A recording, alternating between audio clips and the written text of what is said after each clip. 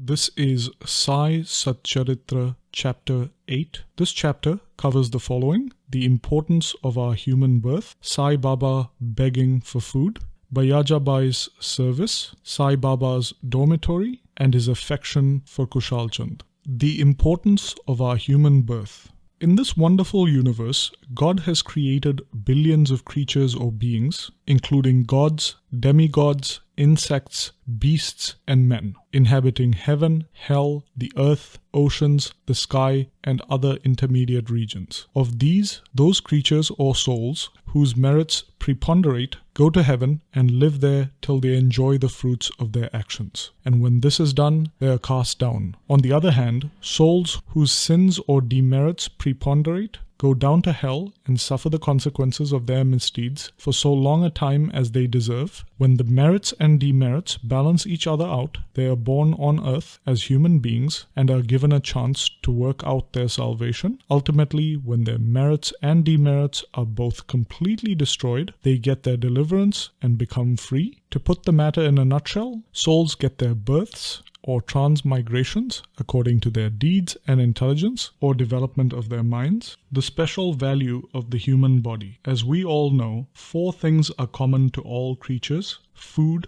sleep, fear, and sexual union. Man, however, is endowed with a special faculty, knowledge, with the help of which he can attain divine vision, which is impossible in any other birth. It is for this reason that even the gods envy man's fortune and aspire to be born as men on earth, so as to get their final deliverance. Some say that there is nothing worse than the human body, which is full of filth, mucus, phlegm, and dirt. It is subject to decay, disease, and death. This is no doubt true to a certain extent, but in spite of these drawbacks and defects, the special value of the human body is that man has got the capacity to acquire knowledge. It is only due to human knowledge that one can think of the perishable and transitory nature of the body itself and the world, and thereby develop disgust for sense enjoyments. Thus, humans have the capacity to discriminate between the unreal and the real, and thereby attain divine vision. So, if we reject or neglect the body because it is filthy, we lose the chance to attain self-realization. And if we fondle it and run after sense objects, we go to hell. Therefore, the proper course for us to pursue is that the body should neither be neglected nor fondled, but should be properly cared for, just as the traveler on horseback takes care of his horse till he reaches his destination and returns home. Thus, the body should always be used or engaged to attain self-realization, which is the supreme end of life. It is said that though God created various creatures, he was not satisfied, for none of them was able to understand and appreciate his work. So he had to create a special being, man, and endow him with a special faculty, that is knowledge. And when he saw that man was able to appreciate his leelas or divine actions, he was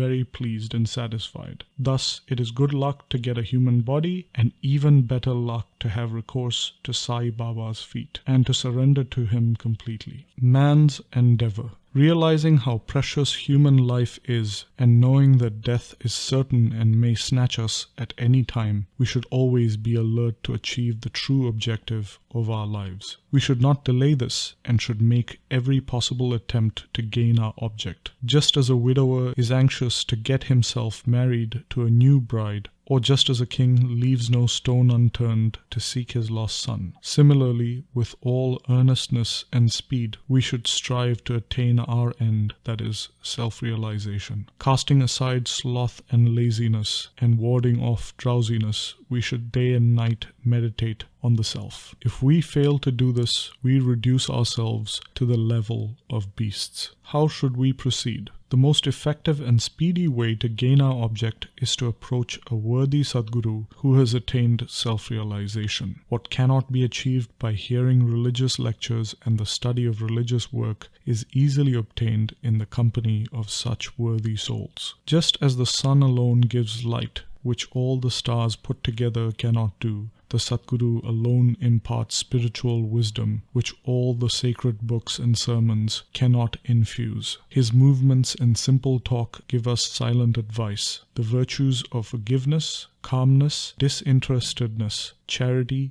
benevolence, control of mind and body, and humility are imbibed by the disciples when they are observed in such pure and holy company. This enlightens their minds and lifts them spiritually. Sai Baba was such a Satguru. Though he acted as a fakir or a mendicant, he was always engrossed in the self. He always loved all beings, in whom he saw God or divinity. He was not elated by pleasures and was not depressed by misfortunes. A king and a pauper were the same to him. He whose glance could turn a beggar into a king used to beg his food from door to door in Shirdi. Let us now see how he did it. Baba begging for food. Blessed are the people of Shirdi, in front of whose houses Baba stood as a beggar and called out, "O lassie, give me a piece of bread," and spread out his hand to receive the same. In one hand he carried a tin pot and in the other a rectangular piece of cloth. He visited a few houses every day and went from door to door. Liquid or semi-liquid things such as soup, vegetables, milk or buttermilk were received in the tin pot, while cooked rice, bread and other solid food was received in the cloth. Baba's tongue knew no taste, as he had acquired control over it, so how could he care for the taste of the different things collected? Whatever food he received in his cloth and in the tin pot were mixed together and partaken by Baba to his heart's content. Whether particular things were tasty or not was never noticed by Baba, as his tongue was devoid of the sense of taste. Baba begged till noon, but his begging was very irregular. Some days he went a few rounds, on other days up to 12 noon. The food thus collected was emptied into a clay pot. Dogs, cats and crows freely ate from it, and Baba never drove them away. The woman who swept the floor of the masjid took 10 or 12 pieces of bread home, and Baba never prevented her from doing so. How could he, who even in his dreams never chased away cats and dogs by harsh words, refuse food to poor helpless people? Blessed indeed is the life of such a noble person. People in Shirdi took him, in the beginning, for a mad fakir, and he was known in the village by this name. How could one who lived on alms and begged for a few crumbs of bread be revered and respected? But this fakir was very liberal, disinterested and charitable. Though he looked fickle and restless from the outside, he was firm and steady on the inside. His ways were inscrutable. Even in that small village there were a few kind and blessed people who recognized and regarded him as a great soul. One such instance is given below.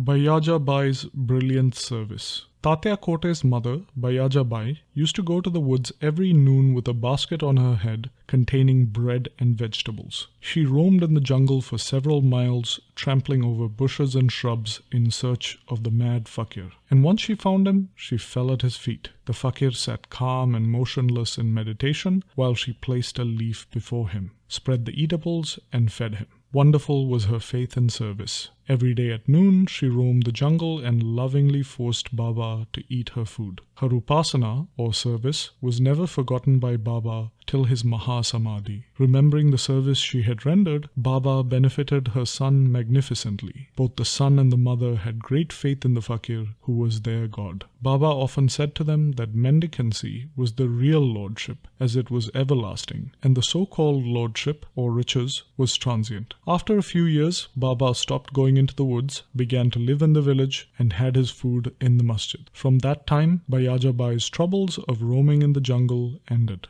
The dormitory of the trio. Blessed are the saints in whose hearts Lord Vasudev dwells, and fortunate indeed are devotees who get the benefit of the company of such saints. Two such fortunate fellows, Tatya Kote Patil and Bhagat Mahalsapati, shared Sai Baba's company equally. Baba also loved them both equally. These three slept in the masjid with their heads towards the east, west and north, and with their feet touching one another at the center. After preparing their beds, they lay on them, chatting and gossiping about many things till late at night. If any one of them showed any signs of sleep, the others would wake him up. For instance, if Tatya began to snore, Baba at once got up and shook him from side to side and pressed his head. If it was Mahalsapati, Baba hugged him, stroked his legs, and kneaded his back. In this way, for a full 14 years, Tatya slept in the masjid instead of his house, due to his love for Baba. How happy and memorable were those days. How does one measure that love, and how does one value Baba's grace? After his father passed away, Tatya took charge of household affairs and began to sleep at home. Khushalchand of Rahata. Baba loved Ganapat Kote Patil of Shirdi. He also loved Chandraban Seth Marwadi of Rahata equally. After the demise of the Seth, Baba loved his nephew, Khushalchand, perhaps even more, and cared for his welfare. Sometimes in a bullock cart and at other times in a tanga with intimate friends, Baba went to Rahata. The people of that village came out with musical instruments playing, received Baba at the gate of the village, and prostrated before him. Then he was taken into the village with great pomp and ceremony. Khushalchand took Baba to his house, seated him on a comfortable seat, and fed him a good lunch. Then they talked freely and merrily for some time. Baba returned to Shirdi after blessing everyone. Shirdi is midway between and equidistant from Rahata on one side in the south and Nimgaon on the other side in the north. Baba never went beyond these places during his lifetime. He never saw a train or travelled by it, and yet he knew the exact timing of the arrival and departure of all trains. Devotees who acted according to Baba's instructions, which were given by him when they were leaving, fared well. Those who disregarded them suffered many a mishap and accident. More about this and other matters will be discussed in the next chapter. Bow to Shri Sai, peace be to all. And this brings us to the end of Sai Satcharitra chapter 8.